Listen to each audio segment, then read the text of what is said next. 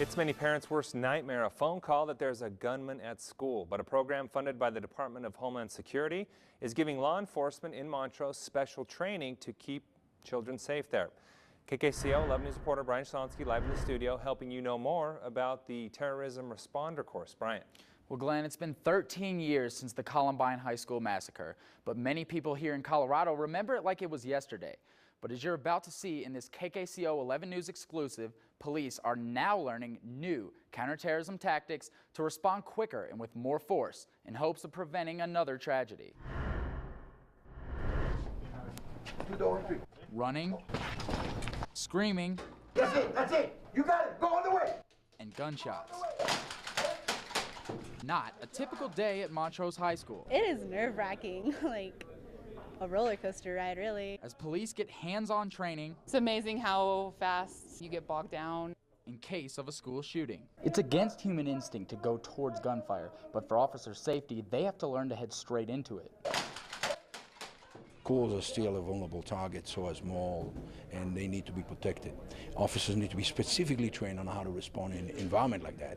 It's not a typical law enforcement duty. Officers like Abby Boston. Show me your hands.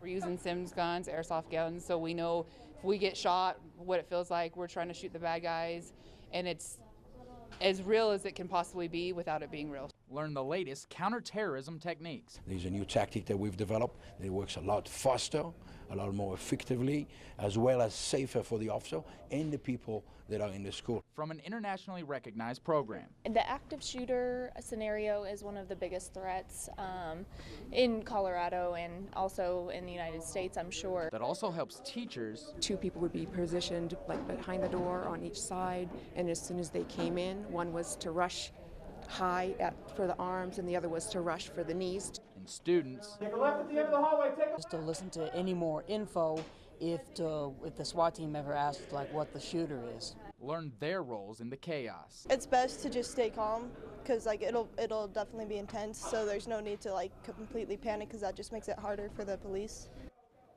Today was the 3rd day of training for law enforcement. Trainers say they've learned a lot from Columbine. Instead of waiting outside and barricading a suspect, they now train to act immediately. For now, I'll send it back to you at the desk. Thanks, Brian. Tomorrow there will be a class for school staff, faculty, and heads of different agencies to train them how to defend themselves in the first 10 minutes of an attack when the most casualties happen and before